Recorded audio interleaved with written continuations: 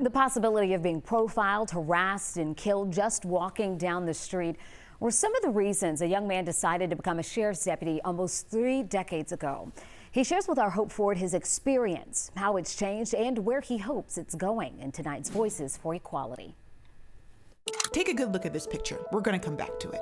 Black Lives Matter! Back to blue! Police culture is under a microscope. Protesters calling for change, juxtaposed with an officer commended for saving lives during the Capitol riot. Not just any officer, a black man.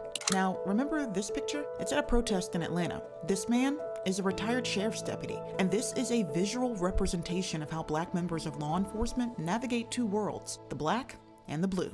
I had some hesitation. I said I could be shot and killed, but I also thought as a black man at that point in time, just walking down the street, I could be shot and killed. I made a mature decision to get into law enforcement, understanding that I was a black man first, but I'm an officer second. Charles Rambo worked for the Fulton County Sheriff's Office for 27 years, influenced by other black officers like Officer Claude Mundy, the first black Atlanta officer to be killed in the line of duty in 1961. He got the attention of the community that they knew he was there for business, but he loved his community. Rambo wanted to take the same approach, firm yet loving and respectful of the community. He started during a time when two tough-on-crime policies were mainstream. I started off basically during the era of mass incarceration. So I saw within inside of the Fulton County Jail of the majority of inmates that we have were black males. Rambo's witnessed the divide between communities and police departments, a divide that's grown deeper from the soils of Rodney King to George Floyd. We have to go back and look at the intersection of race and law enforcement from a historical perspective. You get generational mindsets.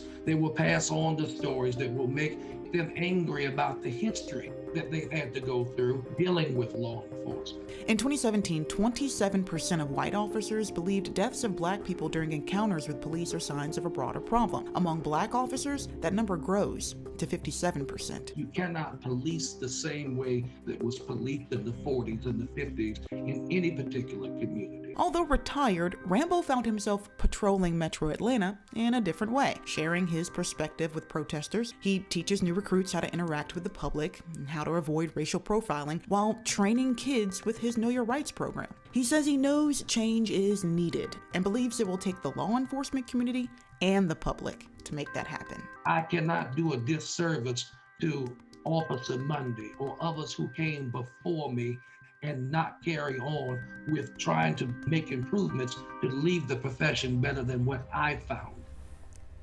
Interesting perspective there. Well, you can watch more of our interview with Charles Rambo and other community stories on our website. Just head to the Voices of Equality section.